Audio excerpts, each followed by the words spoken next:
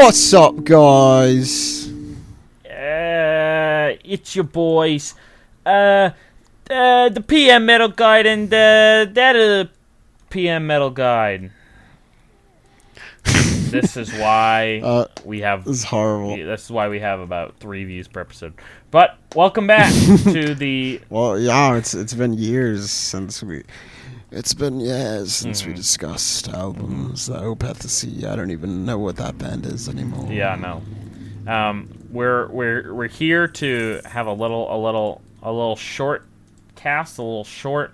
Well, not short, but just a recap kind of Chillcast.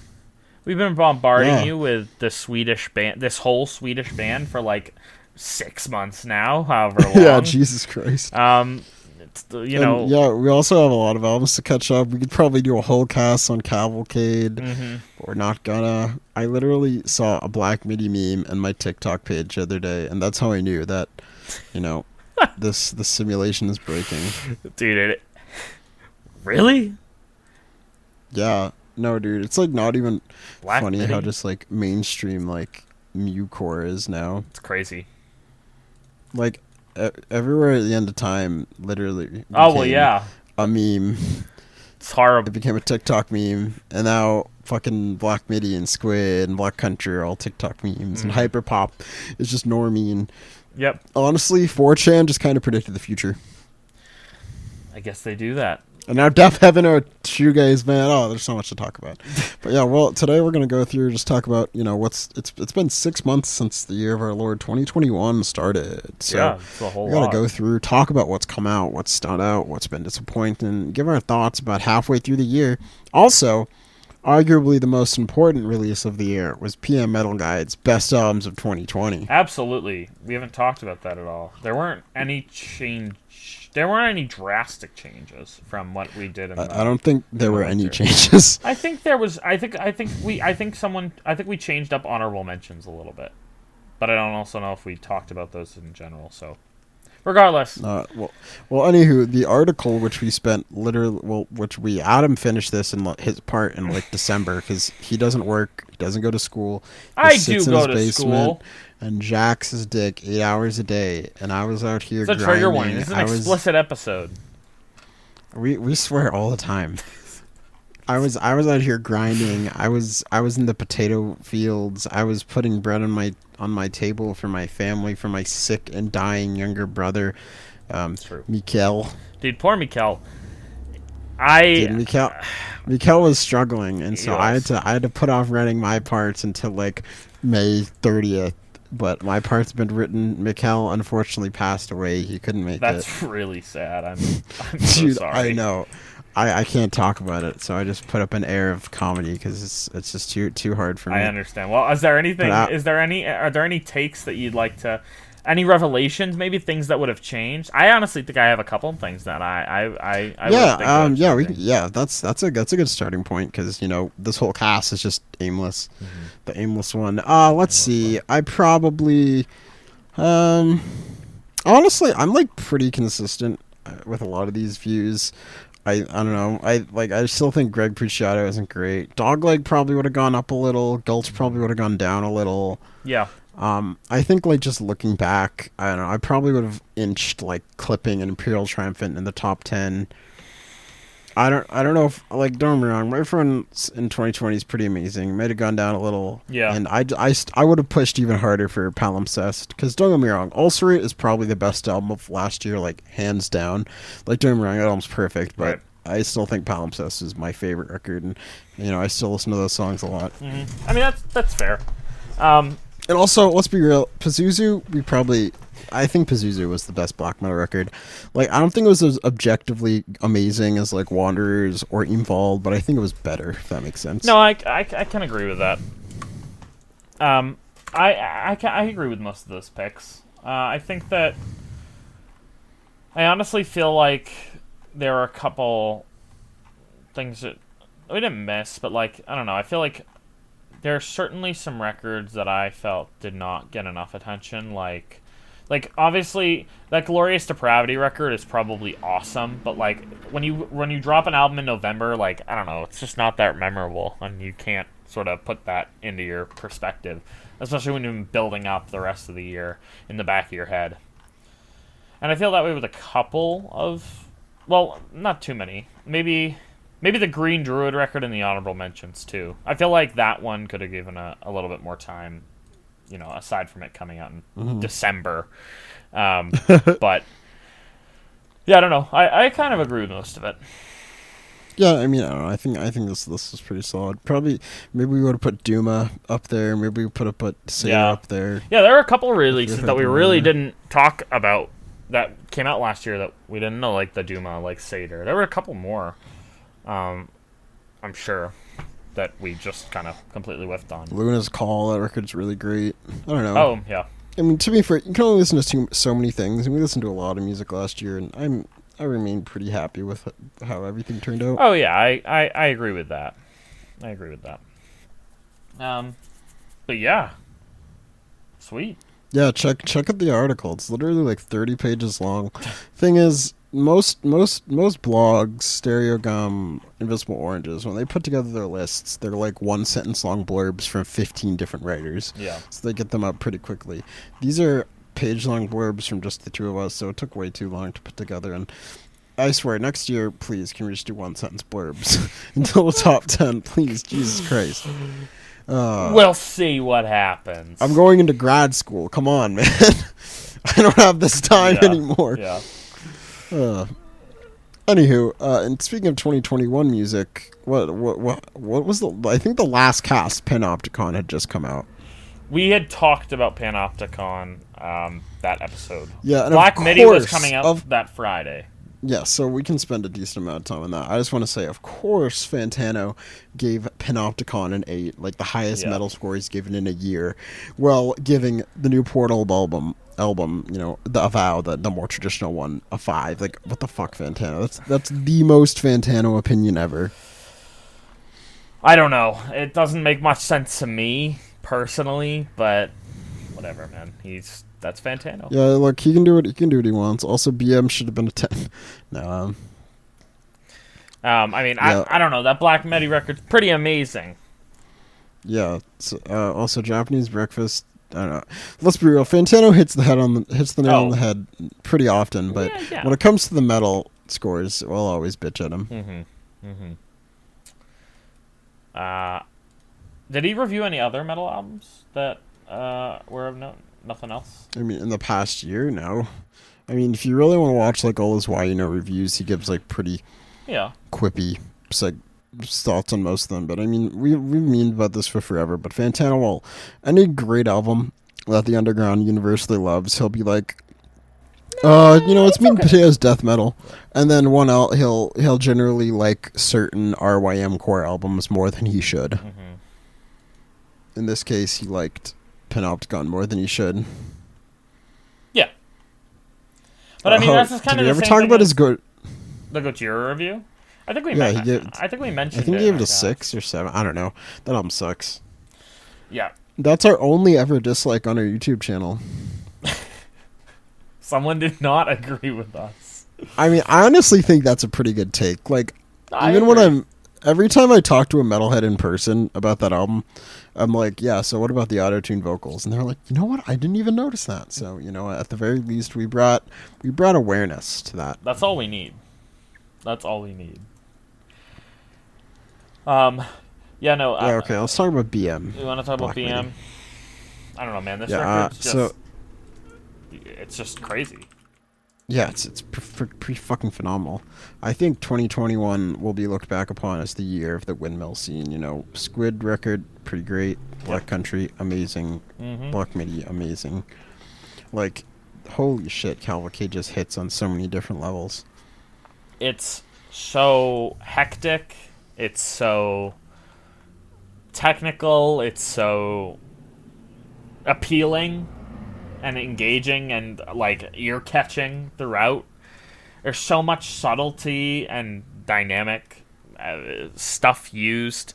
Like I mean, I don't know. I'm thinking just like John L. right off the bat. Like during those silences, there are just little like tiny flourishes of random ass like drum parts or guitar like tweaks or something. I don't know. It's just they're so they're so in tune. 150 comes to town. Music. It's crazy. Yeah, no, I mean, it's cool because I think I mentioned this before, probably on the cast, but it's weird, like, following... Like, I remember when Black MIDI, I guess, whatever, when the MIDI, I'll say that, when they dropped their first, like, Hex singles, like, back in, like, 2018, end of 2018, and, like, hearing that and, like, reading all the indie blogs being like, oh, shit, these kids are going somewhere. And then, you know, Slagenheim came out. We loved it. Listened to that album, like, every day for quite a while. Really good album. And, like, oh, yeah, has so little potential. And then here they are dropping their follow-up. And not only is it better than Schlagenheim, but it's just like there's not even such an evolution. Yeah, the band is different now. It's a different entity. It's just a beast of chaos and like doing whatever they want and doing it perfectly. Because there's so many different styles in this album. Yeah, they went from like playing like, I don't know, noise rocky slunt worship with some weird diversions, but to making like bizarre like avant prog with influences from everything, and like you know, John L's an avant-garde jazz track. Yeah. Marlene Dietrich is like a slow burning post rock track. Crondro Malaysia is a weird noise rock track. Like Slow is another avant. Like, I don't know. All these songs just go in a lot of really interesting places. The thing flows wonderfully. All the songs here hit really well, and it's a very, very good record. Yeah. Like, I don't think there... Excuse me. I don't think there are any, like, big flaws here. I think the whole thing is pretty amazing. I'd say it's, like, entering 9 territory. Oh, yeah. There's no low point, and the album flies. You know, it's only 40 minutes, or, like, 42 minutes. Like, you don't have time to breathe, and because when they give you time to breathe, they just throw you right back into the bullshit. It's just, It's so much condensed into, you know, a slot that people don't normally fill to this extent. This is just a massive and impactful record. I mean, we all kind of expected Black MIDI to blow up, like, after Schlagenheim, but, like, I don't know. This is it now. Like, if this isn't, like, the Pitchfork album of the year, like, people are going to be up in arms. Yeah, no, I mean, it seems like the brand of internet circles that we frequent absolutely love it. Like I said earlier, I saw Black MIDI TikTok, for Christ's sake. Yeah. Like, you know, these guys are blowing up. They're huge. Everyone I know that listens to music likes this album. That's it. That's all. That's all. And, it's really good. I mean, and it's good. And I'm excited to see them live in October. I'm jealous. At a sold-out show at the best venue in Cambridge. It's all right. I saw their newest KEXP live show, so I'm at least partially sated. Dude, what if they tour with Black Country New Road? What if they open for them, bro? Then I will get tickets the moment they're announced. I won't even hesitate. But like, I don't know. I also think it's a good thing that Black MIDI kind of went in this style because of bands like Squid and Black Country really starting to burst onto the scene. Because, you know, it is nice to hear all of this variability that's going into them. And they're all a little bit different. But, like, if Black MIDI made the same album that they did with Schlagenheim, obviously people would not be as impressed. And you know what? They're probably very conscious of that. And that's why they, you know, decided to just go bananas. Mm-hmm. Yeah, and I mean, the instrumentation here is awesome. Love all the horns, love all the strings, love the synth parts. Love how composed everything is, how rich it all is, how the songs build really naturally. I think my biggest issue with Schlagenheim is some of the songs feel a little aimless and like. Yeah. Granted, the whole thing flows really wonderfully, but when I look back, I'm like, oh yeah, I want to listen to 953, I want to listen to Boom Boom Boom, I want to listen to Doctor, right? Yeah. And I feel like here the whole thing just every track. Oh yeah, you can't piece it out. It's really an experience in and of itself. Mm-hmm. Yeah, and I mean, I don't know. This is basically exactly what you'd want from a band with a really strong debut. Even better follow-up. Yeah. Very happy that this exists. Definitely will be in our albums of the year somewhere. Oh yeah, it's up high for me already. So I don't I don't expect it going down or being triumphed by anything too much. Not as high as Poppy's EP. Yeah, it's a pretty good EP. No, I don't know. It's fine. It's cool. We gotta see them. Or we gotta see her with Deftones and fucking Gojira. Yeah, that'll be fun. I think that I'm glad that Poppy is. I don't think this is the worst direction Poppy could go. I don't know what she has planned next, obviously, but I think that keeping kind of into the hard rock and metal edge has gotten her a lot of attention, and I think she will probably stay like that for some time, I guess. Yeah, I mean, let's. I granted, Finn McKenty has a lot of cringe takes, but he did a pretty good video on Poppy and Baby Metal like a year ago, where metalheads really just want cute anime waifus that they can project onto with catchy choruses. Yep. And Poppy's filling that niche. I think she's pretty universally beloved, and she's also branching outside of a lot of the traditional circles that music like this would find itself in. Right. A band like, I don't know, let's say North Lane, for example, who are playing like an updated like new metalcore sound and have been for a while. Like that can only reach so far, but having a really strong personality and front woman with a distinct like aesthetic and sound and look, I think really helps her. Like, absolutely. She soundtracked the freaking NXT, like WWE NXT. That's like, what it is. That's crazy. It's. I mean, we kind of knew that community really was into that with Code Orange, and I think Knocked Loose did some stuff for WWE. Am I crazy? I know Code Orange did. I think you're crazy. I know they all sound the same to you, but I think you're crazy. They don't all sound the same to me, but I know Code Orange has done WWE stuff. I feel like a couple of bands have. And it's a good market. I mean, there's a ton of people, and they really get into it. Yeah, no, I'm just seeing some horrific Metal Injection headlines. Oh, yeah. But, yes, no, I mean, for whatever reason, WrestleMania fans really like this stuff, and it worked. Hey, I like this stuff. Yeah. I will take more music, for sure. Oh, we gotta talk about how I just got really into the Smiths over the past month. Absolutely, go for it. Talk about it. Well, since this is kind of a ramble cast, I got really into the Smiths in the past few weeks because I work at a radio station, and for my job at the radio station, I have to listen to just oodles upon oodles of modern indie music, and for that job, I have to also like do recommended if you like for a lot of artists that we play on the radio, and the amount of artists that sound like the Smiths or directly influenced by the Smiths is just ludicrous. And particularly the new Impure Wilhelmina record, which I added to the station's catalog a couple weeks ago. I was like, oh wow, this guy sounds exactly like Morrissey. I don't know what Morrissey sounds like. Right. So I took the plunge. I read a Smiths biography. I've listened to their whole discography like 5 to 10 times per album, and I'm very familiar with their catalog now.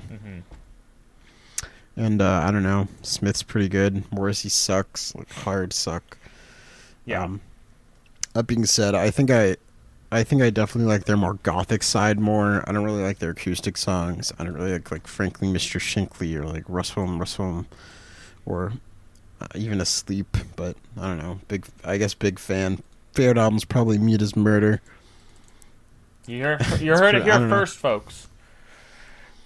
I like the Smiths are cool. I mean, there's a reason people love the Smiths, like and like they're also like one of the biggest bands of the '80s, right? One of the most critically lauded bands of all time. Yeah, no. Adam's like, yeah, my favorite song is "Big Mouth Strikes Again." Actually, I could not give you my favorite Smiths song. I wouldn't be doing the song justice. Headmaster Ritual. Yeah, maybe. I like that song. Maybe I'll have to get into the Smiths on my own time. Maybe I I'm gonna have a Smiths cast, and I'll be like, "Yo, dude, ever heard this song that has 800 million plays on Spotify?" Damn it, we've turned. No. All right, let's talk about the Impure Wilhelmina record because it's pretty damn good. I agree. I haven't listened to it in a couple of weeks because it came out a few weeks ago, or maybe a month ago, or whatever now. But I listened to it kind of a lot when it came out, and like, it is kind of a really unique blend of kind of post-metal and alt-rock. It's different than like the Thou Emma Ruth Rundle side of the new post-metal alt-rock revolution. they're coming at it with a lot heavier post-metal kind of, I guess, Cult of Luna-y approach to songwriting. But I mean, this band's also a veteran band that has been doing this. Yeah, for this is like their time. 14th album or something. Yeah, so they're obviously they know what they're doing. Yeah, and the riffs here are great, the production's great, the choruses are great. The guy who has a very long Swedish name does his best Mauser impression, and it's all really solid, well performed, well written. I'm enjoying it. It's just proggy enough too. The songs are generally a little longer, kind of weird structures, weird time signatures, and pretty heavy. Like it's decently heavy. It has like kind of, I mean, it's got modern production, but it still manages to pop here and there. For sure. Swains. Post everything. Wait, 1 second. 1 second. Keep the bit going. Post oxygen. Love. Oxygen. Child. Reach. Rise. Side. Blind. Don't copyright. Lied. No copyright. No copyright. No fun. Yeah, I listened to To Be Kind yesterday. Pretty good album. Yeah, pretty good album. I'd say so. I still honestly think my enjoyment of the trilogy goes down as it continues. I don't agree. I mean, I just think this year is a more interesting listen than To Be Kind. I'm not gonna lie. That is your opinion, and I'm happy you have your opinion. But I do not agree. Hear me out. Just Little Boy's kind of boring, right? It's a tone does setter, Bring the dude. Sun / Toussaint Louverture. Awesome song. Doesn't need to be that long. Absolutely, it needs to be that long. Do we need the 12 minutes of just like burbling noise? Absolutely, we do. More. This is coming from the Seer. Like, that song is but just I can as justify long. this year. I can justify this year. Also, like, Christian Sapian kind of boring. Natalie Neal kind of boring. I'm just saying, bro. It's a different kind of listen. It's a different vibe. Nah. Natalie. Oh, by the way, did they ever reschedule their tour dates? Swans? Yeah. I don't know. I don't think so. I haven't heard anything yet. Or seen Because, anything. we were going to see them, last summer, right? I think it was actually in December of last year. It got announced earlier, but I don't think it's going to be, obviously. Well, it'll be rescheduled probably eventually. I don't know, dude. Jira's in the lab. We know this. Dude, back in the lab again. Yeah, dude. Hope. There goes Rabbit. There goes Rabbit. So, yeah, I don't know, man. Yeah, no, there's no tour schedule. Anywho, any other records before we sort of go back through the year in chronological order? This year? Yeah. Let me... Yeah. Well, recent records. Because, I don't know, Sepetus is pretty great, but I've only listened to it once, so I can't give you, the based opinion. What record? Sepetus? Oh, Sepetus. Yeah, no, I love that record. I think it's great. I did pull a couple of... I mean, I'll look at my list. I mean, obviously we have stuff like... I mean, I was just going to scroll back to January in my Spotify and then go through, and then we can also look at your tops that you made. No, yeah, I'm looking at my top store right now. I will screen... Well, send the top. Send the tops. I will screen... I will screen share it. I will screen share it. Yeah, no, hold on. I gotta fix something on my end. But continuing on. Before we go back, I just, both Portal records are pretty amazing. I need to listen to them more because music is... I need to listen to Hackvolvia a couple more times. I've listened to... Yeah, but, that was pretty amazing. Yeah. Hackvolvia is also pretty amazing, and, Portal can't do no wrong. I just wish I understood the music a little more. As someone who loves, Pure Triumphant, Ad Nauseum, all those, Gorguts, Dissonant Tech Death, all the hard stuff. even Portal are a little hard for me. So, Yeah. I but they're good. Yeah, feel ya. I think that's all I have for now. And go back to the first album I added of the year, which was Drunk Tank Pink. Drunk Tank. I will go back and actually I'll look at my ones too before we look at the Topster. I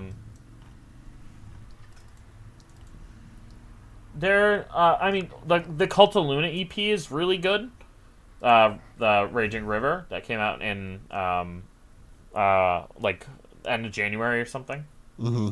Yeah, no, it's really good. Don't forget the Body record came out too. We have Divide and Dissolve. We have the Tribulation record, which is really good. Mm-hmm. The Soen record, which it's fine. I don't know. It's okay. It's not nearly as good as their previous two. Mm-hmm. So, obviously, Suffering Hours up there, big one. I really like the Black Sheep Wall record from February. Very still have hefty, yet to listen to it. Very hefty. The Fonge record that technically came Fonge out record's in May. sick. Paranorm. Flesh of the Stars. Humanity's Lost Breath's really good. I think that album's pretty great. Have you listened to the Home Is Where record? No. It's like screamo and folk. Like there are screamo sections and folk sections. Interesting. It's called I Became Birds. Interesting. I've not heard it. The Dune record's pretty great. Yep. The Car Cinema record's pretty good. So is Mercognum, obviously. So is Godspeed You, obviously. Unflesh, pretty great. Koan, amazing. Yeah. Manbrin, pretty good. Armed, pretty good. Paysage d'Hiver, you need to spend more time with, but I mean, it's pretty great. Yeah. Big Brave, Victory Over the Sun. And Autumn then for that's what Crippled it brings us. Children and Cannibal Corpse. I saw I've you actually listening. been Yeah, what do you think? It's great. I mean, it's to use an overused term, it's very meat and potatoes death metal-y, but in a good way. It's heavy as shit, dude. That album's produced really well.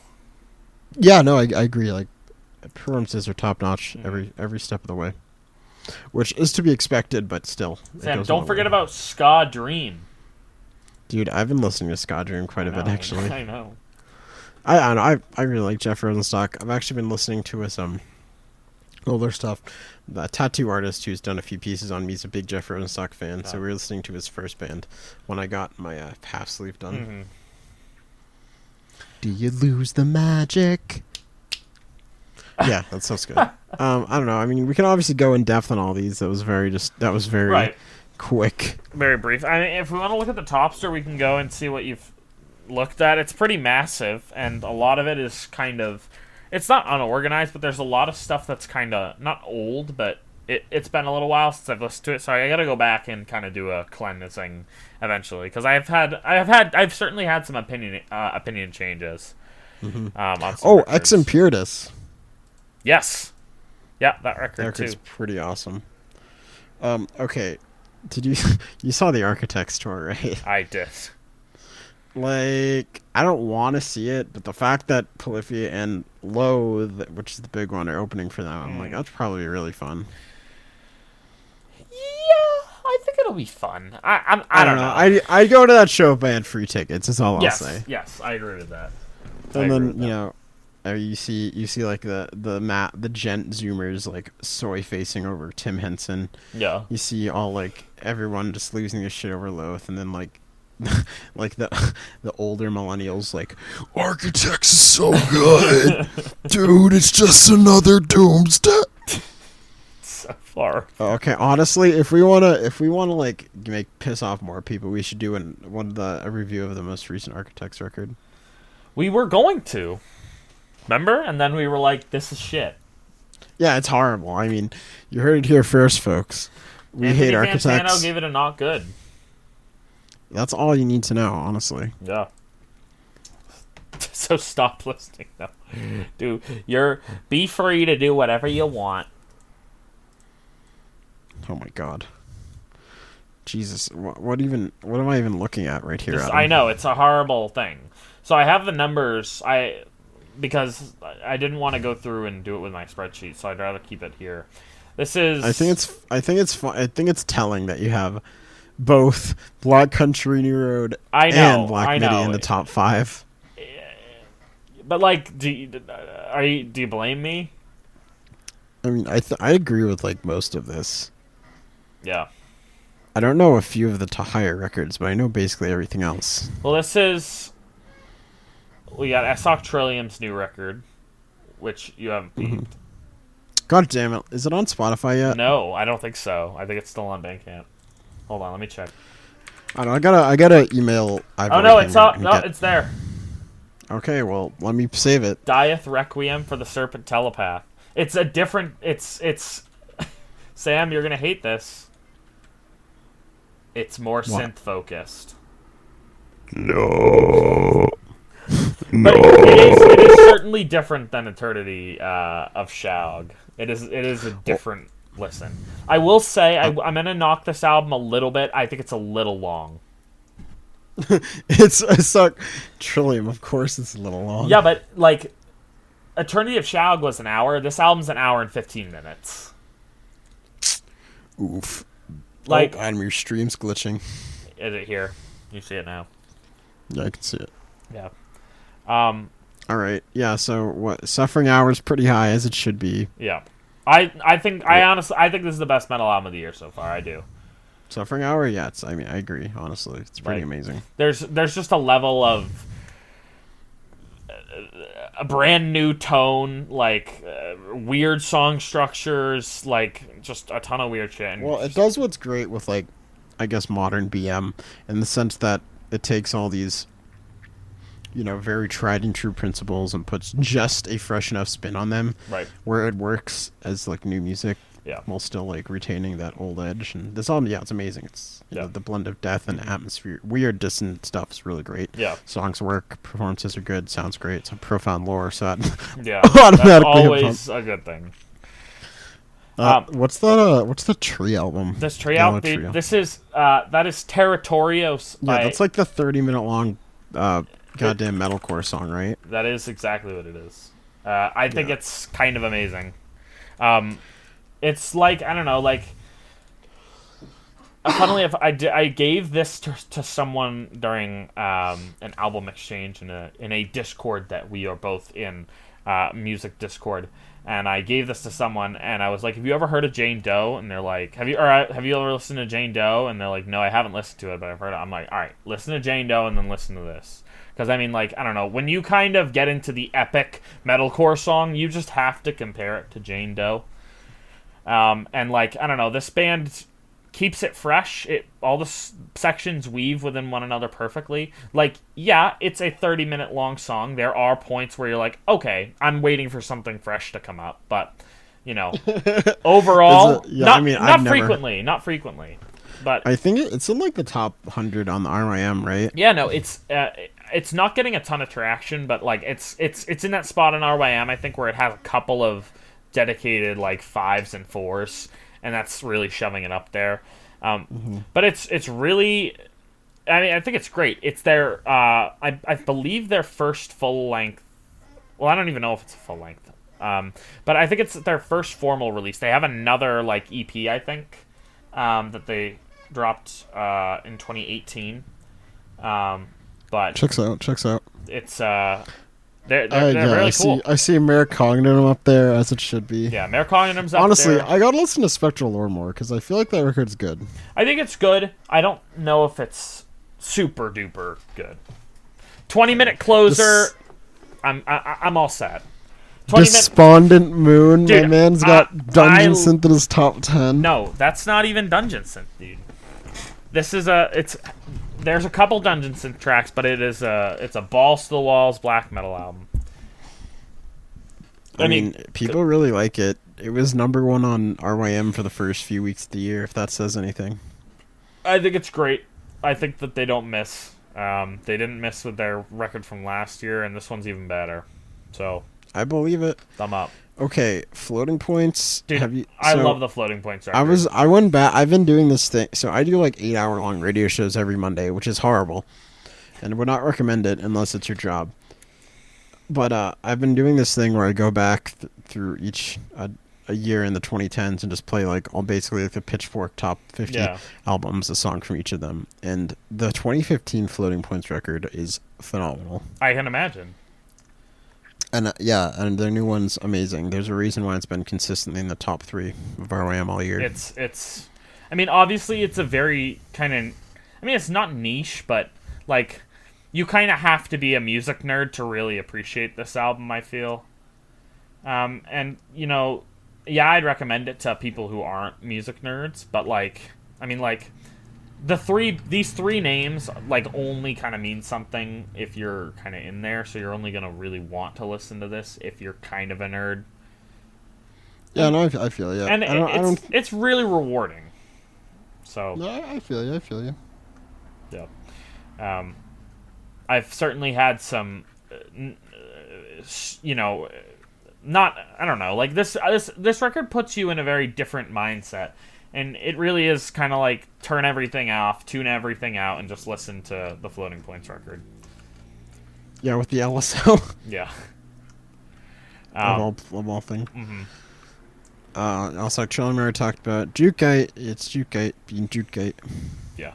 Again, no misses.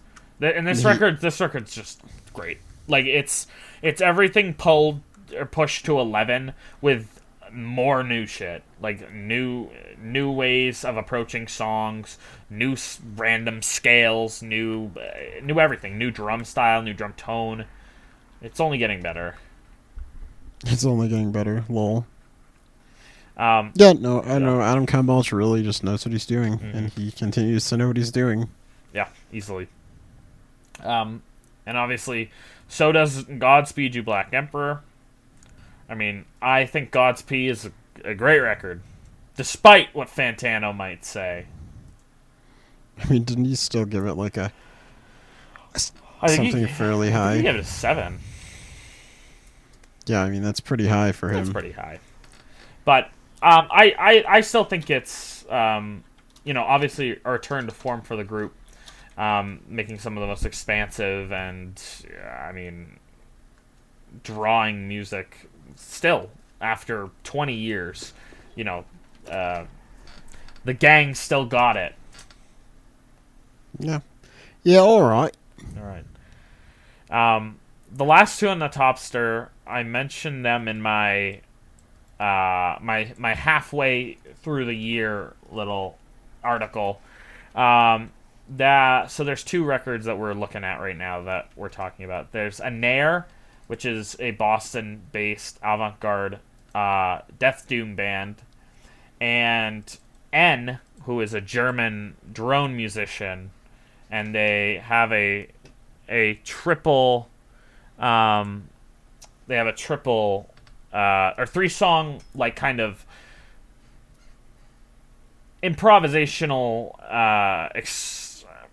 I don't want to say experience, but like they're 3 tracks, all of like 13, 15, 10 minutes in length, that are really just kind of like these really dark, cacophonous, destructive, chaotic like musical experiences, driven by this full 5-piece, 6-piece band, that also just has a really heavy drone and noise edge to it. Tell me your version without telling me your version. The record is called Jacob, and I think it's very good. It's on Spotify. I believe it. I'll check it out. What's that purple album?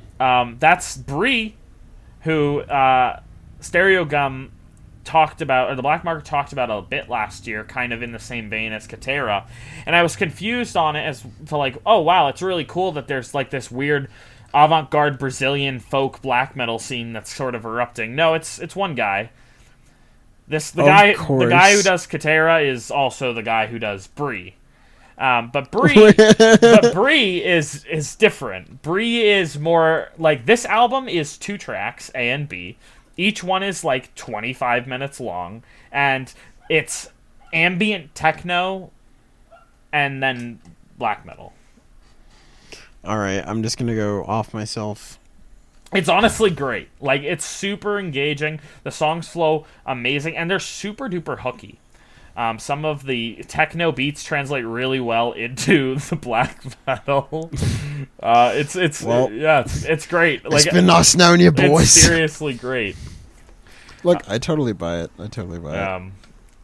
Now I need to put it on in the background while I have this discussion, so I can affirm to myself that it is a good record. But yeah, it's the same guy that does the stuff in Katera. So, we talked a little bit about Katera in the or not in the honorable mentions. I think it was like 33 on our list or whatever. Kind of low on our list, but super talented, super unique black metal from the Amazon, or that area around the Amazon in Brazil, which is cool. Checks out. Yeah. Cepidus is there, I see. Mm-hmm. Cepidus is there. Cepidus is great. I mean, like, God. I really didn't, we came out of last year's Piron album kind of divisive. It took a little while to warm up to that record. But this one just hits you off the bat. It's just... It's almost like that group of musicians can do no wrong. No, they just... Also, I'm just now noticing your tabs, and Jesus Christ, dude. Dude, I know. It's sickening. But I have opera, so I don't care. Oh my a God, lot of it... stop. Well, you know what? A lot of it's freaking tickets. Look at this. I'm looking at these Gojira Deftones tickets, trying to figure out... Buy tickets just buy ticket seats, and I'll Venmo you the money. We'll figure that out This at a is later very date. professional discussion to have on a recorded podcast, which will go up on the internet forever. No problem. No problem. Avow or Infinitely Heaven. What's it called? It's the noise rock album that sounds like Oxbow. Infinity Land. No, Infinity Land. Look, man. I think this is one of my favorite releases of the year. We haven't talked about it on the show. I've been holding my tongue because I had to have Sam at least listen to it once. Biding my time until the time was right. Yeah, no, it's just awesome. Like, the songs are hard as shit. The production is really heavy. The louder you play this music, the better. It's super aggressive, super emotional. Lyrics are pretty good, satirical, kind of funny, but also performances are pretty good. Thought-provoking. Yeah, performances are great. And, it does kind of fit into that noise rock pastiche that, like, I don't want to say that kind of like the Couch Sluts and, other austerity program. Yeah. Like, it's like, it is kind of formulaic, yeah. But this band comes at it with a really kind of grotesque and humorous approach that I really like. And they're brand new. That's great. Do they have it? Yeah, this is their only thing they have, right? Yeah, it's their debut EP. So, watch out for these guys. They're going to come up. Watch out. You heard it here first. Yeah. That will be like, hey, can we open up for you guys? Yeah, could you guys, please. Dude, can we borrow your amp, please? Yeah, that was a sick set. Dude. God. Oh, man. So Fantano once again underrated the Spectre Room. Yes, he did. It's meat and potatoes black metal, Sam. It's a little too for you. Dude, goddamn you, Fantano. Like, this record is so just, I mean, this was another massive record. The production just really makes this album pop.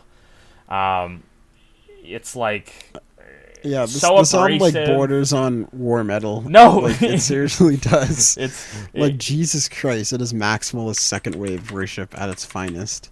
And you wouldn't think that you'd remember so many of, like, the guitar leads and just kind of like structures and performances, but like, it's really catchy. Yeah, no, seriously, no, it's hooky. It's really well written. Like, hell, sometimes I'll just find myself humming black metal riffs, and then I'll realize a little bit later, like, oh, that's that's a spectral riff. Like, I don't know, it does the same thing as Suffering Hour, just a little differently. Like, this is much more like straight. This feels a lot more like Dark Throne worship than anything else, except updated, and it's really well done. So super well done. Super. There's a reason it's also on Profile Lore, right? Yeah, I think so. Yeah, it is. Yeah, that'll tell you. Those black and white covers, man, you got to watch out. Yeah, seriously. Hey, when our black metal EP comes out later this year and it's on Profile More with a black and white cover. Whoa, that's crazy. Anyway. Flight of Sleipnir is amazing too. Like Jesus. Yeah. This is a band that I've been reading about in the black market for like the past 6 years, and finally listened to them. And yeah, it's amazing. It's like epic. Well, it's not epic. It's like doom with black metal vocals and. Well, yeah, it's kind of like it's what I want Ruins of Beverass to be. And I know that might catch some hate. But this like I think that's a pretty good description, honestly. It is. I don't know, man. I think it's black and doom metal, and they have some prog in there too, and like some sludgy stuff. It's really well executed. Yeah. It's very hooky. It's And well I remember performed. I listened to Scotty in 2017 when it came out, and I don't remember it at all, and that's a shame because I'm sure it's pretty darn good. Scotty.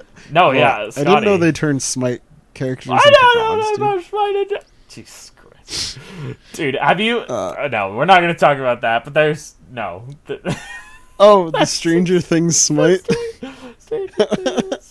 You can't make it up. No, you can't make it up. Dude, what, we're not covering E3 news? Come on. I didn't watch any of E3. I didn't either. I There's know a new Elden. Metroid game, I know Elden Ring, Metro Dread is coming out, and and like new Battlefield. I don't know, man. Battlefield. I just feel so disconnected from AAA gaming. Like, I've been playing Infinifactory for the past week, if that says anything. Yeah. Like, I've been playing that in Super Mario Galaxy. Yeah. So I'm definitely disconnected from the broader scene. And so seeing people soy jack over everything on Twitter, like, oh my god, this game looks so good. Have you seen the Final Fantasy Souls trailer? Fine. Yeah, I did. That's Oh, man. hysterical. Dude, I don't even know, man. Why? So there's like a specific like psychological term for this, but dude, I swear, when something goes mainstream, just Yeah. gaming should have stayed niche. Yeah, maybe it should have. Yeah, no, I don't know. That's a horrible take. Anywho, the Brood album's really Brilliant. good. You know, I gotta say, I like a lot of what this album does, but I really don't feel like it executes fully. What do you mean? I don't know. Every time I listen, I feel a little bit let down. Like, maybe I'm just not listening to it in the right atmosphere. Maybe I really need to sit down and just listen to it harder. But, like I get more emotional release from the Godspeed album than I do the Brew It album, for sure. And, I mean, when I'm going into the long-form post-rock, that is what I'm looking for. You know, I really want to be rewarded for the journey I've taken. And it does have, you know, a very nice journey. But I don't know if it's all the way there for me. Maybe I have to just give it some more time. I don't know. It's got great theming. I love the subject matter. Yeah, I mean, I don't know. I think it's pretty great. Yeah. NGL. I mean, it's still a 9 for me, so. If that says anything. Yeah. Well, I will say, since working on my radio job for the past like month or so, for those who don't know, there's a PR company called Earsplit PR, and they are basically the metal PR company. Like, if you think of a somewhat popular metal band that has released music in the past 5 years, chances are they're on Earsplit PR. Like, it's ludicrous. Mm-hmm. And Earsplit knows that they can only send certain certain music to radio. And so there's like this very specific genre of like long form heavy post rock that they always send without fail. Right. And Brew It is exactly that music. Yeah. So now whenever I see this album, I'm just like, oh yeah, that's an Earsplit like radio ad. Yeah. Because it's like Brew It, the new Raphael Winroth Brown album that's coming out, Mm-hmm. like the 1976 album that came out, which I don't think you know. I don't. And just like every time without fail. Yeah. I mean, like the metal adjacent post rock stuff. right. Speaking of, there's this Italian trio called Aware with a weird, like a Nino over the E. Okay. And Aware, they dropped a self-titled EP last week, and it is literally like explosions in the sky meet Russian circles, and it's really well done. I'm and sure. I found it on Bandcamp and in the depths of Bandcamp, and it's pretty good. They're a Spanish band? They're Italian. Oh, Italian. And you're not going to find them on RYM. Damn. Well, that's fine. You gotta, like, the only way I could find them is on Bandcamp and by, like, manually adding the Nino. It's not a Nino. It's just a flat line above the E. Okay. Anyway, this is very on topic. Anyway. Well, no, they're very similar to Brewery. The Noah record's amazing. Yeah. And they're coming out with a new EP. Actually, I think Friday. Tomorrow, I think there's a new EP. Speaking of, Noel's one of those bands where, like, I knew if I listened to more of, like, the grindcore stuff, I'd love it. Speaking of, have you heard the Yatya record? It's on my plate. Like, it's in the revolution. It's coming around. I will pick it one day. It is pretty amazing. So I've heard. Funnily enough, it got sent to the radio station, and so I was like, "Oh, what's this sick metal vinyl?" When I was unboxing it, and it was Yatya, and it's in the ads now, and oh my god, it is great. Well, I will put it on the list. Yeah, Bandcamp did a feature on them. They're getting a lot of love, akin to like the way Sanguisugabog got pushed like a few years ago. Right. Like okay. It's good. It's like a pretty just even blend of like sludge and grindcore.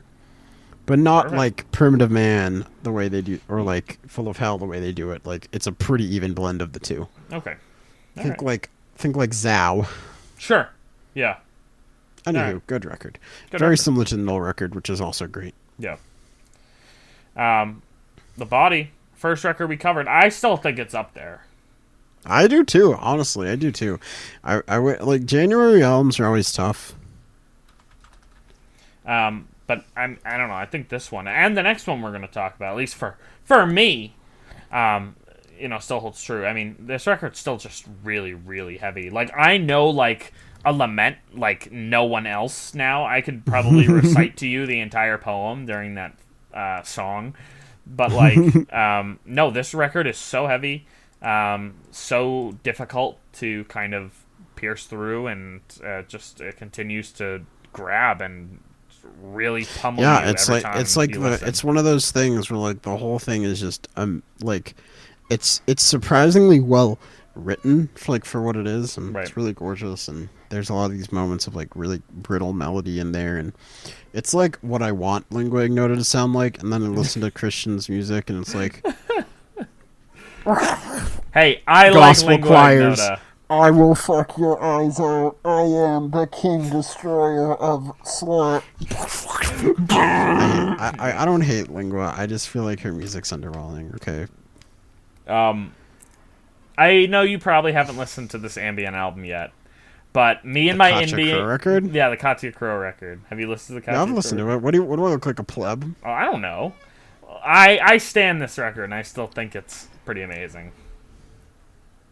So listen to Katya Crow debut album that I can't remember the name of because it's really long. It's like the thing that wasn't. Oh no, I've called off the search. I've called off the search. I know exactly where you are. Yeah, I've called off. Search. And as always, the PMMetalGuide brand of stunning professionalism. Of course. Big Brave record. It's like shifted massive color space. Yeah. Except Gaze Among Us. Among Us. Sus. I know it's among them. I know it's a gaze among them, but actually, I don't know. I'm not gonna gaze among. This Big Brave record, it's pretty good. It's a Big Brave record. It's a gaze among them. It's like they literally. I think we had this convo off air. Yeah, we did. It is literally a gaze among them, done number 2. Like it is almost an identical record. Like if you put these two albums in front of someone who like knew what the genre sounded like but had never heard them, they are identical. Like it is ludicrous how similar they are. That being said, yeah. A Gaze Among Them was one of our favorite records of 2019, and this is a really good record. It's just it is really close to reaching. It is like a B-sides album, but like I don't know. Is a Big Brave B-side from A Gaze Among Them really that bad? No, I'll take it. All the songs here are good. They're all fully fleshed out. The performances are great. It sounds great. You know, they use the thing where they just kind of repeat with cool vocal melodies and get heavier over time, and the whole thing works, and I'd like to see them live. And Body and Big Brave collab coming soon. Yeah, isn't it a folk album? Did you listen to the teaser? I saw it. There's a 4-minute teaser track called "Oh Sinner," and it's literally like I don't even understand where this comes from. Apparently, so Big Brave's first album apparently is like an ambient folk album. I didn't know that. Apparently, their roots are in ambient folk, and the Body apparently loves blues rock and country rock. It's so funny because you always get these like 80-year-old like noise musicians, and then they're like, "Yeah, ever heard of Willie Nelson?" It's kind of funny, but it's Robin Waddy doing the vocals, but it has a very sparse like folk country instrumentation behind it. It's really strange. Look, I'm sure it's good, honestly. This is like 40 years from now when we team up with another noise drone duo and we make a hyperpop record. Clearly. Like it's really strange. I'm interested to see what's going to happen with the record. We'll just have to wait and see. Keck. Yeah, literally keck. The Armed. Everyone's favorite Kurt Ballou brainchild. Yeah, this record's really good. Yeah. I keep listening to it every so often, and I'm like, maybe there is some reason. Maybe Fantano was right. Maybe it is too compressed to really. And nope. Yeah, and I mean it's like these guys are huge now. I don't know. It's always weird because like, you know, we haven't been in the game for that long. Like we've been, you know, keeping up pretty well for the past 6 years or so. But whenever, like, it's the moment where, like, a band goes from being, like, blog darlings to being, like, actual darlings. Yeah. And that's definitely happened with The Armed. I don't know when it happened, but it's happened. I think their last record really was successful, and that kind of skyrocketed them to where they are now to make this release really big. Yeah, I guess so. I don't know. They also had a song on the Cyberpunk soundtrack. That's right. It's true. Yeah. I forgot I'm about kind of that. surprised. I mean, if you look at the numbers though, like Only Love did nothing compared to like To this one. Ultra Pop. Yeah. I don't know. I really don't know. I mean, you know what? It's got good branding. It's not a metal cover. True. Yeah, no, it's got good branding. I mean, if you look at like they're on Sargent House, which is, you know, not a hardcore label, not a metal label, it's an indie label. And you know, they had a really cool they had a really engaging press cycle. Like, you know, I get sent endless promo blurbs for so many bands, and the Armed promo blurb was literally just a link to like 3 like method acted articles on them, and hell, I think that's a lot more interesting than being like this brand new duo from. Yeah. I know I've read so many goddamn promo blurbs at this point, but yeah, I don't know. This album really blew them up, and it's really good. So I think the songs hit. You know, the compression, where it compressed, they felt the compression, dude. Okay, they felt it like hard. But the compression. It's like these songs just like it's so noisy, and I don't know, I love it. Well, I love it too. Well, you know, I'd understand like, oh man, if these songs are like a guitar, a drum, and vocals, I'd be like, oh, this is too noisy. But every song has like 15 different layers of everything. Like there are like 3 synths, there are like 3 guitars, there are like multiple percussion parts, there are multi-tracked vocals. Like, it's you know, just these things so are really packed. intricate. It's so and tight. Between all that, it's really catchy. Like when they said, "Oh, it's ultra pop," it really is like maximalist pop music. And the mathcore tracks that are there are also great. Yeah, I'd like to see them. I'd just like to see them live, like in costume or whatever. Oh yeah, that would be a lot of fun, I'm sure. Dude, Kurt Ballou on stage, Bro, who is Kurt? Dude, I don't even know. Have you heard of this Calvaire record or this Veritarium record, Calvaire? It's never. It's French, one man, black metal. It was also a high climber at the beginning of the year for RYM. He's the guy. He's in a bunch of. Hold on. He's in a couple bands. He's a French guy. Yeah, he's in Heimsgard, Came. He's alive. I don't know. Random French black metal bands, right? But he's dropped 3 solo records in the last couple of years, and I've just listened to the newest one, Calvaire, that came out in January. It's 4 tracks. It's just like, I don't know, man. Like, you know the brand of just like dumb, like modern black metal by a one man. That's not Mare Cognitum. There is a difference. But That's fair. He fits into that camp, and it's great. Well, I feel like we've hit the top 20 or so. I would agree. Or do you want to keep going down your last? I feel like there's a couple. Well, there's a couple records that I don't know. We should maybe. Well, no, I guess not. Yeah, we can go through my last FM. Let's see. I was gonna say, I sent you a Stereogum article, 50 best songs of the year so far. We can go through that too. Because this covers the more like normie side of things. Yeah. And I've listened to most of these records. Pitchfork also dropped one. So just to get like a good idea of like what the normal music fan discourse is. Hey, Parannoul at 49. Yeah, right. That record's really good. Mm-hmm. I agree. Olivia Rodrigo at 46. I feel like Olivia Rodrigo is in a lot of ways is like the commercial album of the year so far. Like, I know so many people online and offline. A ton of people listening to this record. They're just standing this record, and like, it's fine. I've listened to it like 5 times or so. I listened to it again yesterday because one of my friends wanted to listen to it, and we did. And I don't know. It's just, I don't know. It's hard for me to not get cynical about this sort of thing, but it's definitely well executed. Yeah. It's certainly another example of the female teen pop sensation. Yeah. That's it. The female. I mean, they are certainly different.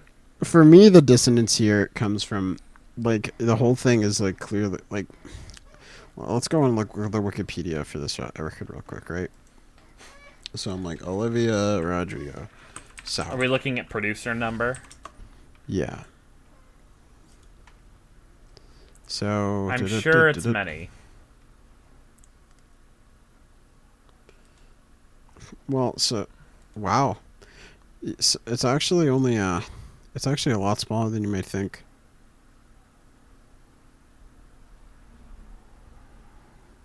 Well, yeah. It's just Olivia and Rodrigo and Daniel Negro as credited as for every track. Jeez.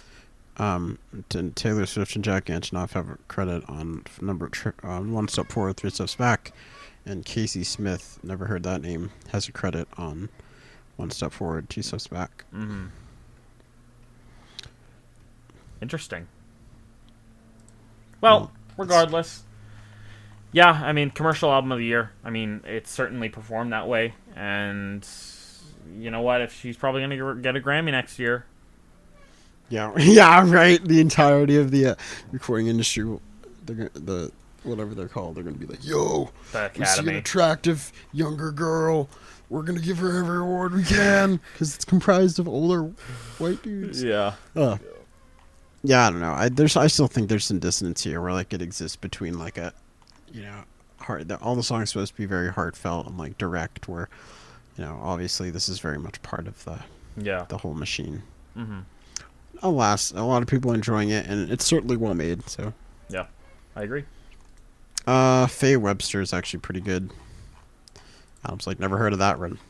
Have you listened to the God's Hate record? No. It's pretty straightforward. Hardcore. Yeah. They're on CCA. I'm sure they're good. I'm sure they're good. Yeah. Have you listened? So this is a record you'd love. Have you listened to Chris Corsano and Bill Orcutt's record? Yes, I have actually. I have listened to it. It's very good. Yeah, it's really solid. It's I need to dive into it a couple more times, but yeah, it's like good free improv stuff. Mm-hmm. Absolutely, I agree. Absolutely. I think it's funny that Horrorcore is here. Yeah. Oh The my. Danielle Horror record. Mm-hmm. Because I've seen this talked about on Mew quite a bit. So, and it's not. Is it on a major record label? I thought it wasn't. It's on Mad Descent, which is a label. I don't know if it's a big one or not. Mad Descent's. They're decent size, but they're not like one of the big ones, at least in my mind. So it's kind of funny to see that there. Yeah. I don't think this Erica DeCasio record's very good. Honestly, I don't understand why everyone seems to be liking it so much. It sounds like long lost classics of the millennium, from the turn of the millennium. She's got that. She's probably got. I don't know. I mean, people probably. I've never heard it, so I have no frame of reference as to what it sounds like. Well, I know it's doing really well on the NACC, which are the college charts. Mm-hmm. It's North American college charts, and I know she's doing really well there. That makes sense. And Pitchfork gave it a best new music. I've seen it talked about a lot on several forums. I don't know. I just think. I mean, granted, this is not music I normally listen to, but it's not my thing. Yeah. I don't think it's great. Godspeed at 33. I think it's a little low, but that's all right. That's fine. Fair enough. Sons of Kemet is the next one that jumps out at me. Yeah, I don't know if that's that high, especially above all the records that we've seen, especially above Cavalcade and. Yeah, honestly, like don't get me wrong, Sons of Kemet are cool. I honestly think Oh no. Christian Scott Adunn's solo output though is stronger. I think obviously my queen is Reptile and or yeah. Is that what it's called, right? Yeah. Yeah. I think it's well, that and like all the band's solo records from the past 2 years are much stronger than this record. Like, don't get me wrong, this is good. It's powerful. The message is great. Some of the grooves are really infectious, but there's immense amounts of amazing jazz that comes out each year. So I don't understand why this one of all of them is getting like the big like indie industry push. Sure. That being said, it's still pretty good. Yeah. This Storefront Church record's really good. I can imagine. It's on Sargent House. What is it? Is it it's like I'm not gonna get super. It's like modern. I'm gonna use in air quotes dark indie. Okay. Like it sounds like I don't know. It sounds like Dreamhouse, fronted by Father John Misty, written by Phoebe Bridgers. Like okay. I don't know. It's pretty like expansive, like modern indie with like a pretty dark twist. The whole thing's performed and just done really well. I know because I have it and I've played it a few times on the radio. Sure. Yeah. Portrayal of Guilt at 23. Yeah, that like okay, maybe I'm gonna save it because for whatever reason this album is getting a big. I mean, I think it's good. I don't know if it's like everything that metal is. Like, if this is the highest metal record, like, I don't know. That's a little sus. It's a little sus. Hank, act a little sus. Jesse's been acting kind of sus. Gonna have to vote him out. I don't think this Madlib record should be that high. Yeah, I agree. I don't know. I like Madlib. I like Madlib's beats, but well, the thing is, I listen to so much goddamn beat music now. Mm-hmm. Like, I listen to so much of it. Like, I've listened to probably like 10 vaporwave records in the past week, if that says anything. Yeah. And I don't see what makes this record substantially better than a lot of the other like underground electronic heavy hitters that'll come out this year. Yeah. Yeah. Okay. By the way, Adam, you got to listen to more Costanza, dude. Yeah. Dude, I've been cranking George by Costanza all week. Have you? Yeah, it's great. Is it on Spotify or is it only in Bandcamp? I think it's only on Bandcamp. Actually, no, it might be on Spotify. Costanza, dude. Dude, it's great. It's so good. I don't think it's on. Yeah, do you know why? It came out in 2017 and it got reissued. It got picked up by like a relatively small label, and reissued as a mixtape version format, so only 3 songs instead of like 17 songs or whatever. Can you send it to me? Because I can't find it. Really? No, I can't find it on Bandcamp. Oh, So, yeah, I found it. I I had to actually type have the in. files if you need them, but No, it's that's really fine. I good. got it. I got I it. don't know. I've definitely gotten kind of a vaporwave like future funk boner in the past few weeks. Dude, So I'll just Vaporwave's great, dude. I'm definitely a normie, but I do like this stuff. It's alright. Yeah. The Japanese Breakfast album's pretty good. I don't know. I think it's a little underwhelming. Not music for me. Really? I mean, I think if you tried, you could listen to it. Yeah, maybe. That being said, I think her what's it called? Yeah, I think both of her previous albums are better. Like I think Psychopop's amazing, and I think Soft Sounds is better than this. I think it's just a little too sparse. Mm. That being said, what's the song? What's the song? The Closer, Posing for Cars is like one of my songs of the year. It's really amazing. No.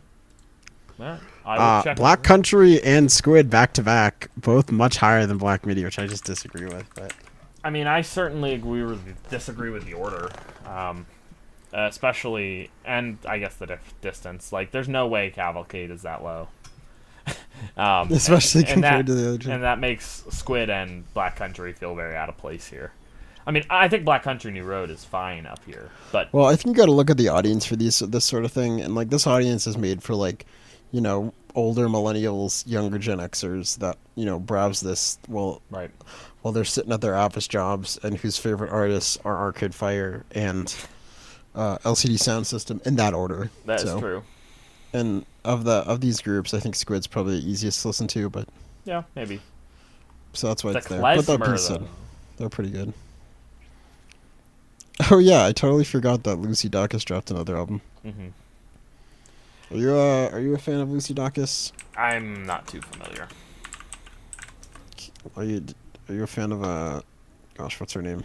Julian Casablancas? No, not Stark's guy. There's that. Gosh, what the fuck is her name? I don't know. The other member of Boy Genius. Oh, I don't fucking know, dude. No clue. I don't spend my time in indie circles. I know. I didn't used to. Well, that's fine. Oh, Perfume Genius? Perfume Genius. That's a totally different thing. I don't know. I know Perfume Genius is a totally different thing. I don't know who you're talking about. I don't spend my time in indie circles. Okay, never mind. The new Ice Age record's honestly not very good. I've heard mixed things about it. I haven't listened to it myself. I still think their first two records are best. The new Arab Strap record's awesome. What is it? What is it? It's like gay dance music. Oh, intriguing. Wait, you haven't listened to it? No, I haven't. Dude, you know what I do every day? I listen to black metal and death metal and shitty like thrash metal that's on Bandcamp. That's what I do. That's what I spend my time doing every day.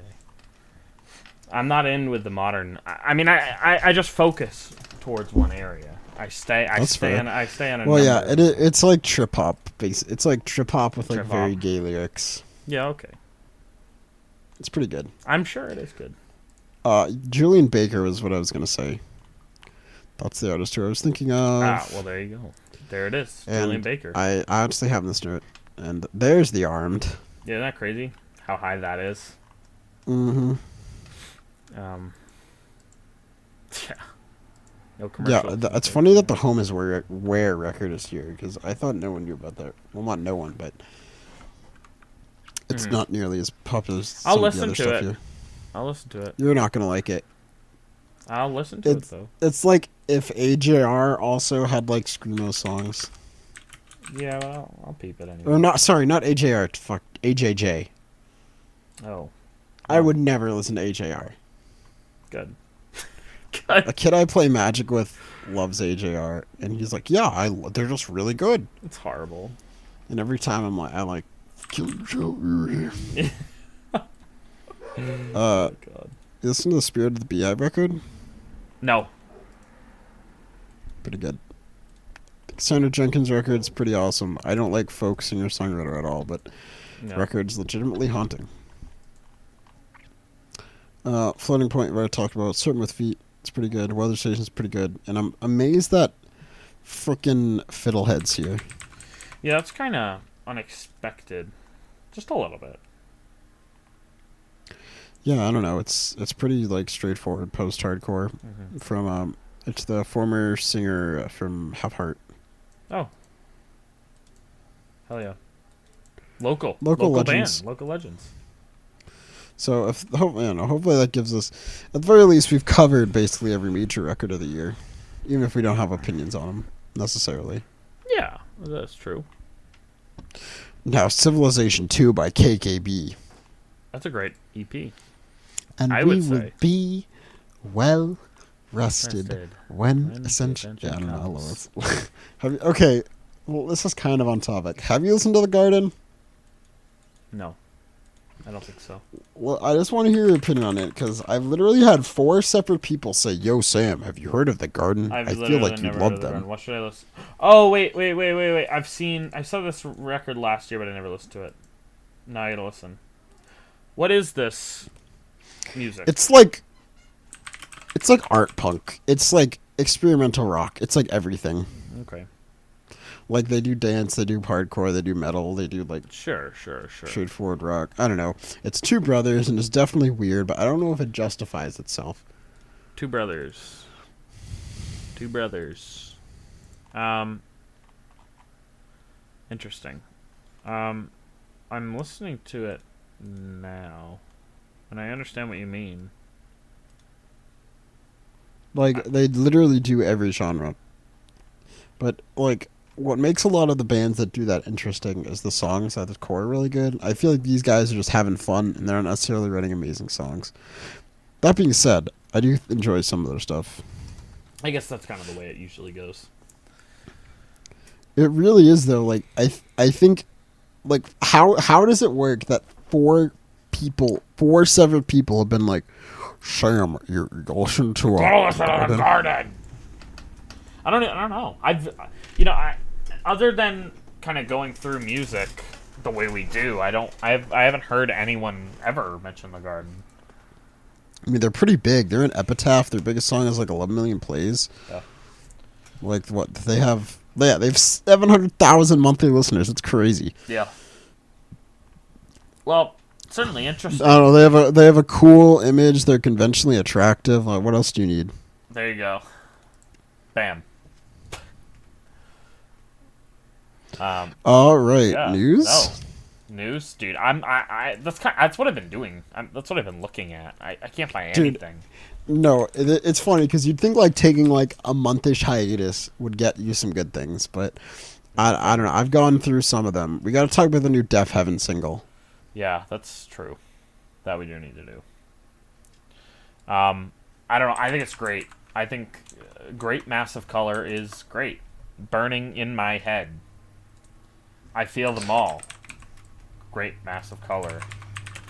I don't know the lyrics, but Yeah, I mean, I don't know. It's really bizarre. Like literally the black gaze band, like the band that got me into black metal, the band that have gotten anyone under the age of 40 into black metal, released just a shoegaze song. Like it's not like black gaze. It's not like On for Crippled Children gaze. Or like, oh my god. What? Sam. You know what comes out on Friday? What? The new Fear Factory album. Holy shit! It's finally time. Dude, Sorry, you gotta I be felt like that was needed to interrupt. I'm sorry, you're right. This is a great single, but this is far more important.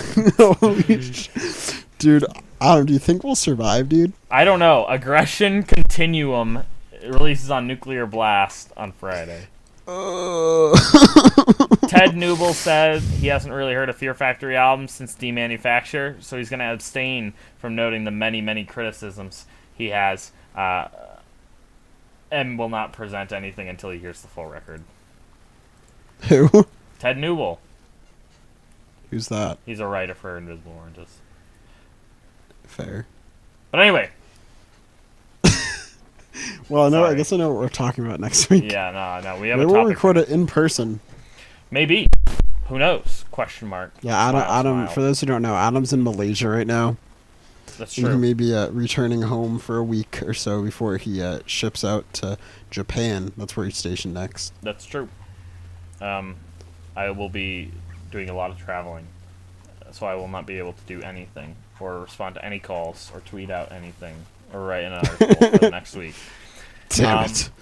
But no, Jesus Christ! You just had to derail my good analysis I'm of Def sorry. Heaven, didn't you? sorry, I did look.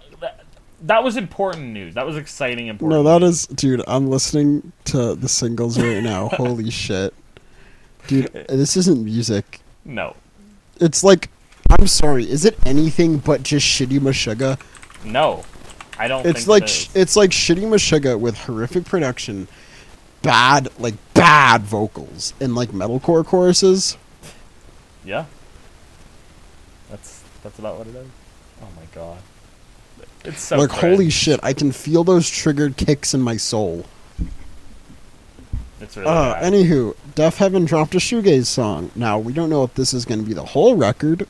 If it is, cool. I'm sure it will be good. It's just a little weird that a band takes such a hard, sharp turn. It feels almost like Opeth doing that they did.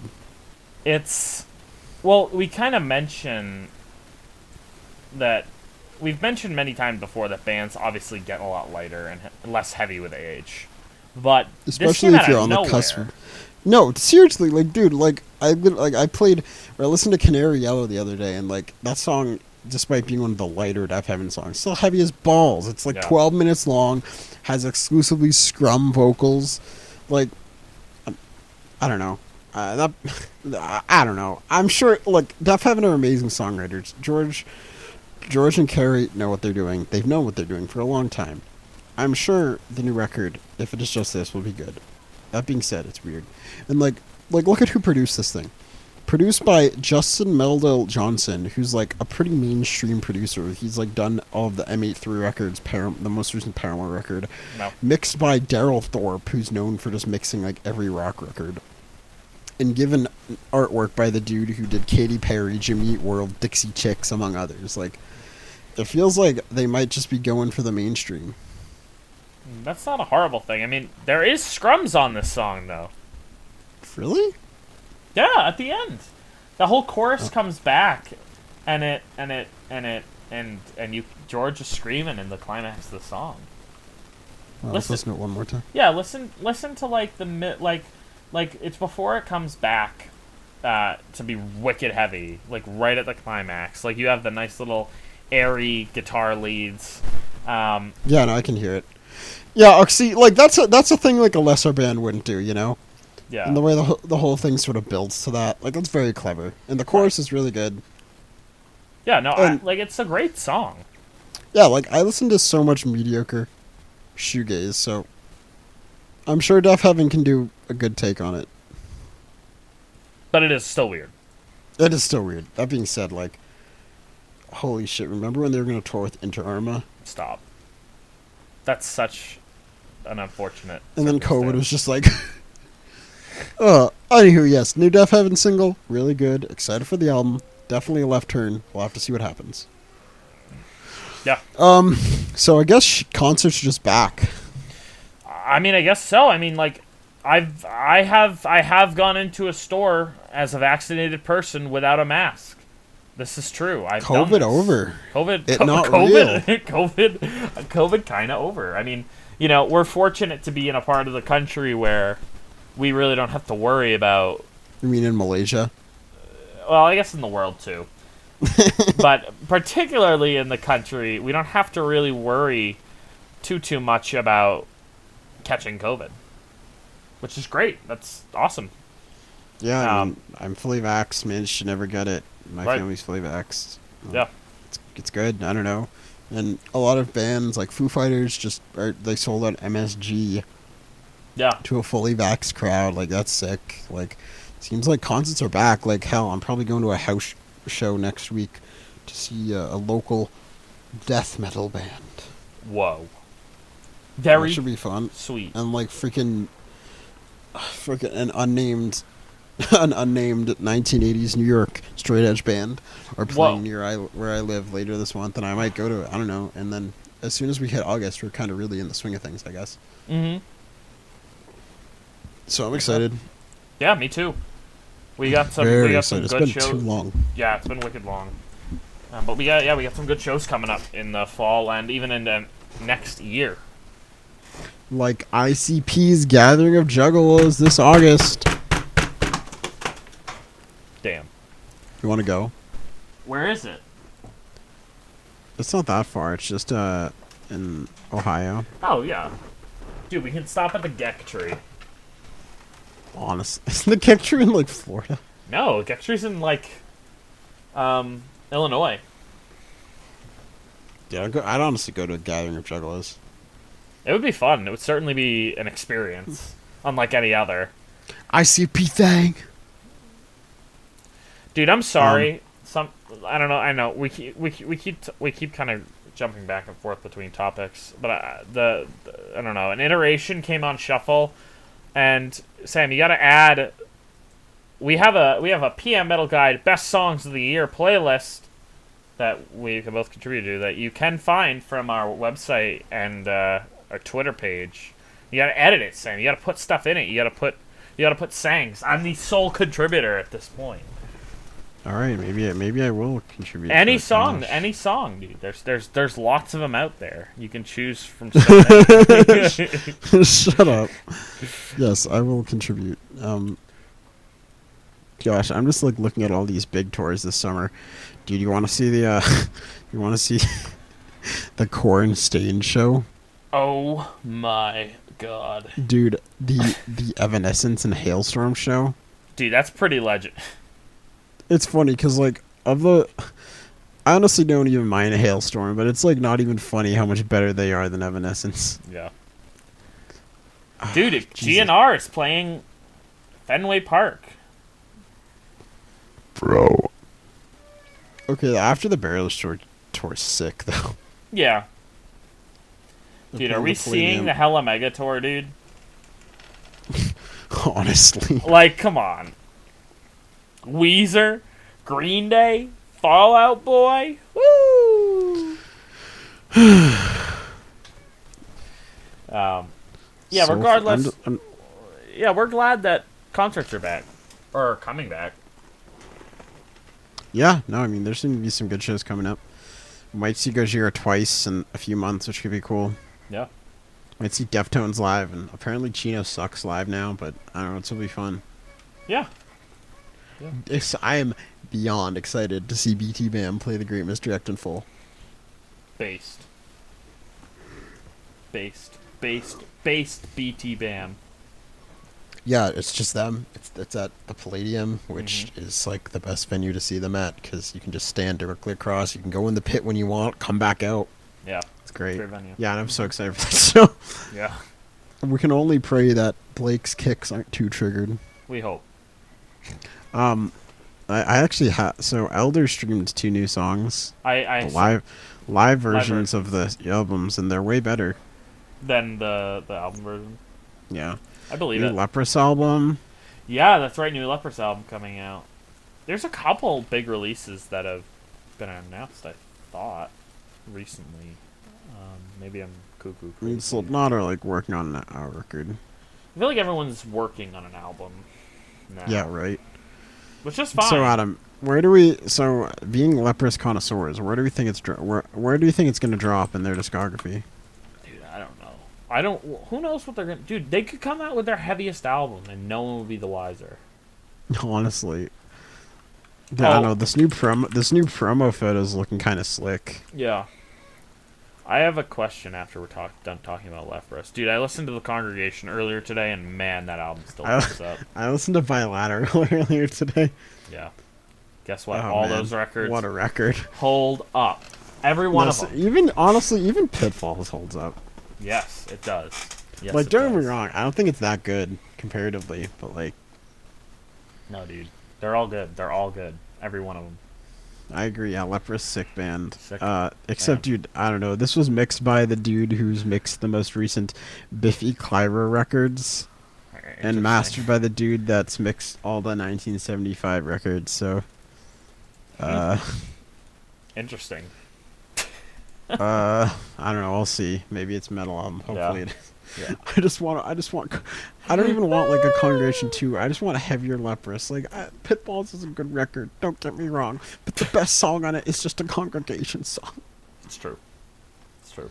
The sky is red. I have a question for you, Sam. How do you feel that Bo Burnham's Inside is currently ranked number 2 on RYM for the year? Wait, what the fuck? Let me check this shit. Yep. Below Cavalcade. Of course. Below Cavalcade and above Floating Points. But Bo Burnham's Inside is number 2. Dude. Okay, honestly, like, I gotta check it out. I gotta watch it. I've been wanting to watch it recently. Maybe we should do a PMMetalGuide review. Except, dude, I can't believe next week is actually it's Fear Factory week. Dude, like, what the heck? Like, I remember memeing about this back in, like, September. No, like, this record's never coming out, and now it's here. And you know it's gonna suck. Oh, yeah. It's gonna be the first PMMetalGuide not good, dude. The first PMMetalGuide not great. At least Gojira's, like... 4 or 5. Maybe yeah, right? 6. Yeah. I mean, Inside's just gonna blow ass. Yeah. Yeah. Or not Inside. You know what I mean. Yeah.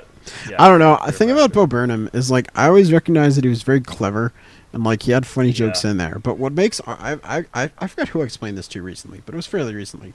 What makes artists like Flight of the Conchords or Tenacious D or Lonely Island so compelling is that obviously they're hysterical, right? That's part of the gig. Right. But their songs are also great.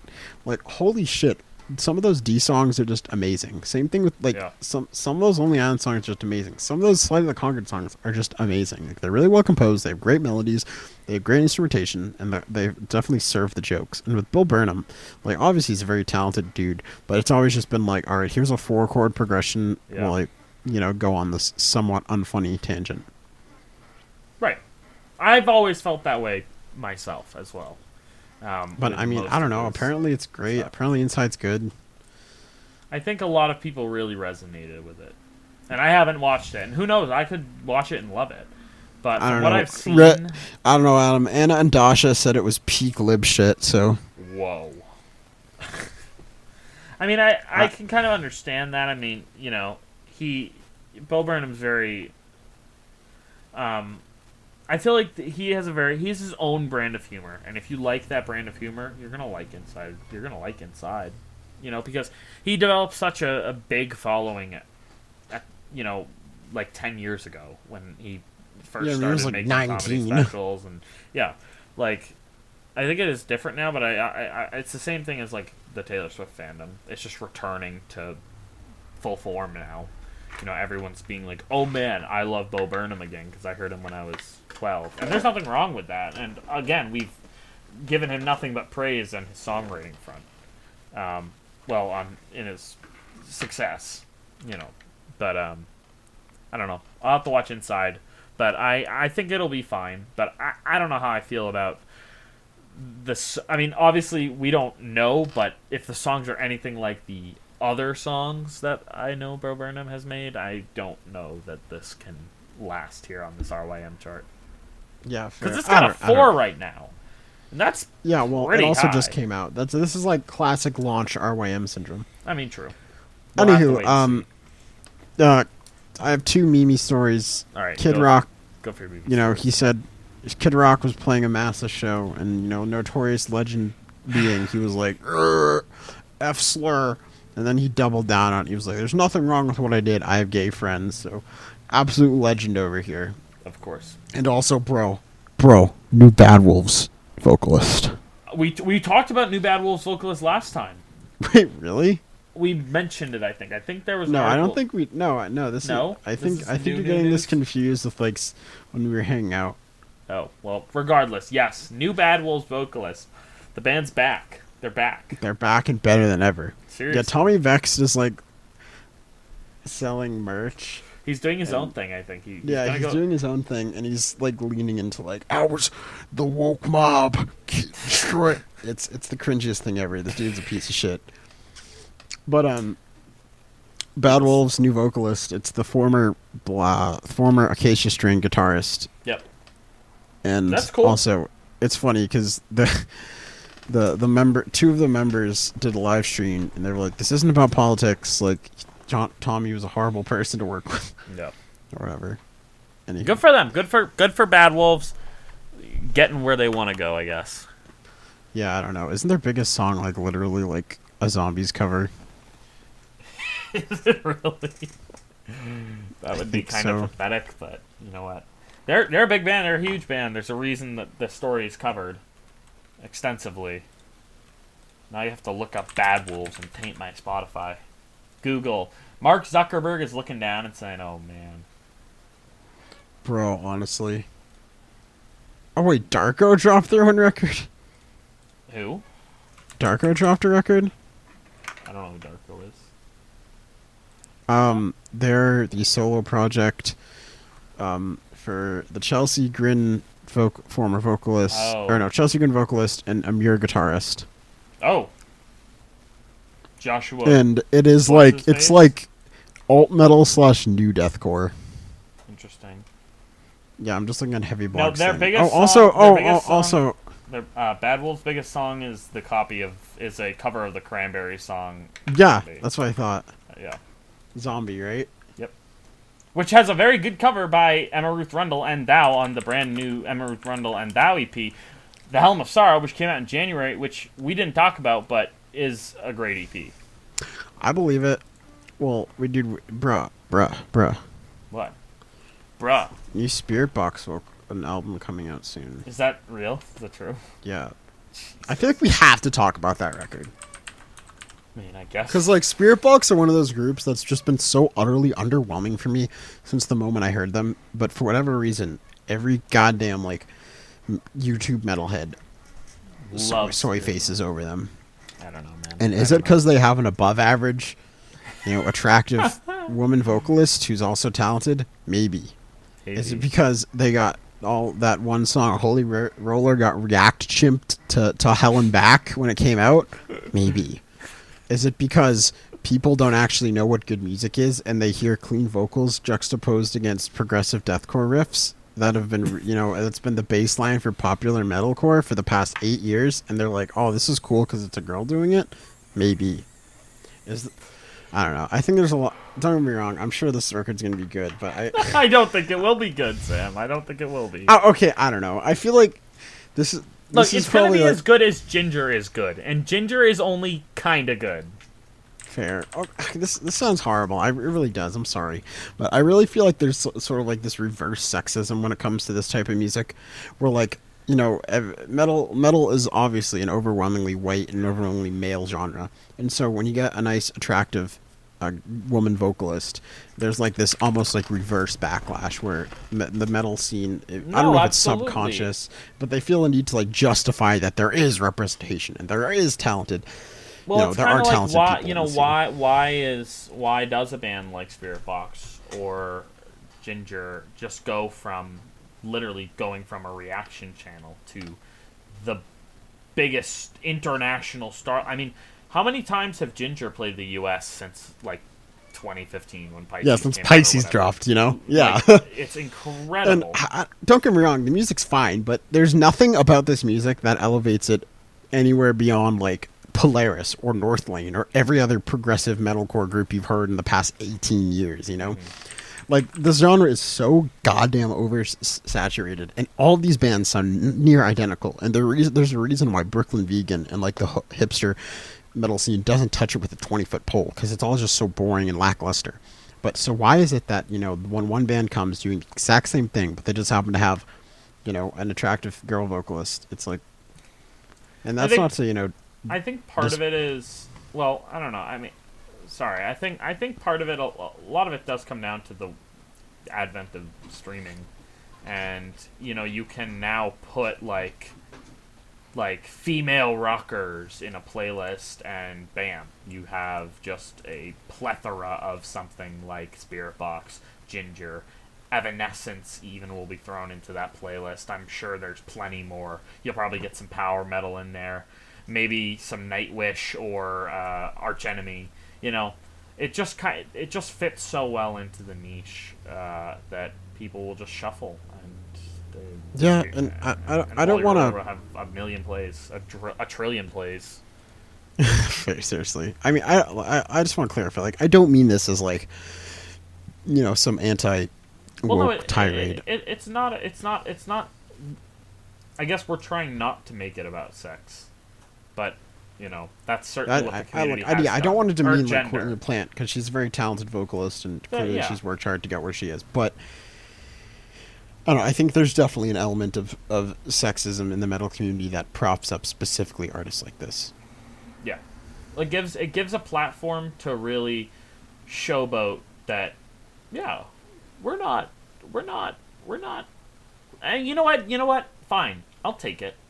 It's not the end of the world. It's just I wish that there was better music put into the popular scene. I wish they made better music. Is as far as I can say. And like, why is it that like, this is a nice fourth wave bit here, but why is it that like this shit blows up and why doesn't Oceans of Slumber? Well, yeah, I mean, it's Yeah. like a lot of metalheads know who Oceans of Slumber are, but does someone who listens to metal on Spotify, the metal playlist, know who Oceans of Slumbers are? Maybe, who knows? But I don't think so. I don't know. I mean, hell, like, I don't know. There are certainly. We're not denying that this is a good thing. This is certainly a kind of good thing for the community. I don't mind the minority. I get that's a bad way to put it, but I guess the minority representation within the community, especially when you are a genre basically entirely into or with an audience of white men. Yeah, and like representation is very important. Yeah, representation super important. I think it's important to call out that the reason a band like Spirit Box or Ginger blow up is because of like this innate sexism in the community. Right. Absolutely. And it's like, anywho. Well, the other thing is you just kind of need to know how to look, because I know we certainly have people that we would be more than willing to throw into a similar position, Like, I'm sure if, like, a music executive, a Spotify executive came up to us, we need a top female-fronted band to really throw out, to really grab some people and pull them in. Like, I don't know, we could come up with a very good and, what we would determine to be, I guess, representative of that. Like, I don't know, something like Emma Ruth Rundle, or give a band like Brutus that sort of spot. And I mean, certainly Brutus has, blown up, but something like that where, I don't know, there is a more critical edge, but obviously it's all about money. Yeah, it's all about money, and we'll leave it at that. Yeah. I was just going through the Heavy Blocks album editors picks of the month, and they mentioned the Darko album, and Courtney Plant said one of the songs. Gotcha. But also, have you listened to the Epiphanic Truth record? No. Epiphanic Truth? Epiphanic Truth, or the record's called Dark Triads. It's on the list. I've heard it's on the great. docket. It's on the docket. Yeah. No. I only associate, unless I've heard it, I associate it with an album picture, and I recognize the album picture now. Okay. But yes, no. Also, I have heard of it, and the collab EP came out, I think. What collab EP? The collab EP between Space Cowboy and other band. Oh, the worst one.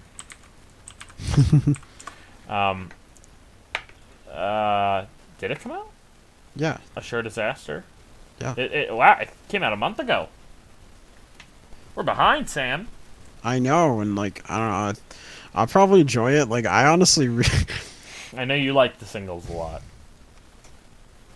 I've had Bloodstained Eyes stuck in my head for months at this point. I will not. I don't think I will listen to it, but I don't know if I'm gonna enjoy it. To be honest, I did not enjoy the singles up until. Also, this I point. do want to check out this Darko record. That single is really good. All right, I'll check it out too. If it's got Joshua Travers in it, dude, I'll listen to it. It's a different member of Amir. God damn it. Well, you know what? I'm sure it's still okay. Dude, how does Amir still have a career? Dude, people love Amir. I don't understand, but they do. It's unfortunate. Yeah, Darko US. Yeah, Insects is the single that I'm pretty familiar with, but Gotcha. I don't know. I'll check this out. I guarantee, my uncle would love this album. You know he would. I know he probably would. Here, hold on. Hold on. Yeah, I'm glad. I don't know. This is another topic for another day because we've been talking for quite a bit about the Chillcast, but I am glad that kind of industrial is coming back. what do you mean, dude? Metal. Well, like, okay, take this. Like, Code Orange, obviously, using the industrial spin. Most newer deathcore bands, like Humanity's Last Breath, Darko, they're using a lot of electronic elements otherwise to, bring in the sound other than just the super heavy fucking guitars. And I feel like it's also beginning to seep into other genres like death and black metal, and I think That's fair. I don't know. I think that's just sort of like a byproduct of new metal. I mean, Like maybe 20 years ago or whatever, because all those big new metal bands used a lot of those. Like Korn, for example, has a lot of turntables course. even. Yeah. But I don't know. I really don't see that ever fully penetrating black and death because those genres are too niche at this point. Mm. I guess maybe also like half the deathcore and slam that's made on the internet is just fake, and so it's really easy to get that sound that you need. Okay, I'm listening to Darker right now. This is great. The vocals are interesting. I have to listen to the whole album. This would be fun live. Oh yeah, of course. I don't know. Do we have anything else? I think that might be it. I don't know what's coming out next week, aside from Fear Factory. I think the Knoll EP is coming out on Friday. Actually, I have it pulled up. I had an Invisible Oranges. Paramisa, Galnieris, Alistrium, Bolito, Demon Incarnate, Duskmorn, Fear Factory, Goat Invocation. Oh, Halloween! The new Halloween album coming out. Yeah. Oh my god. In Toilet of Hell, what they list is for Fear Factory's genre is hybrid theory for adults or something IDK. Yeah. It's gonna be really bad. Mm-hmm. It's gonna be really okay, bad. Seriously though, dude, wait, what site was I on earlier that just reviewed it? Oh shit, dude. Fear Factory was reviewed by Steel Drum this week. Oh shit. Adam. Yeah. They gave it a 3. Oh, out of 10? No, out of 5. That's really high. Oh no. Oh god. Dude, can you imagine Loudwire? This is the best album of 2021. Stop. Dude, I don't know. It could happen. Yeah, the new Halloween artwork is like amazing. I was like floored at how good it was. It's a shame that the music isn't as engaging. Yeah, I know, because I checked Metal Injection earlier, and I was like, oh wow, that's really good album art. And yeah, look at it. Seriously, look at how good this thing is. It's beautiful. It's stunning. But Halloween, dude. Yeah. Halloween is not music I can listen to, unfortunately. No, me neither. Hey, they have a 12-minute closer on this album.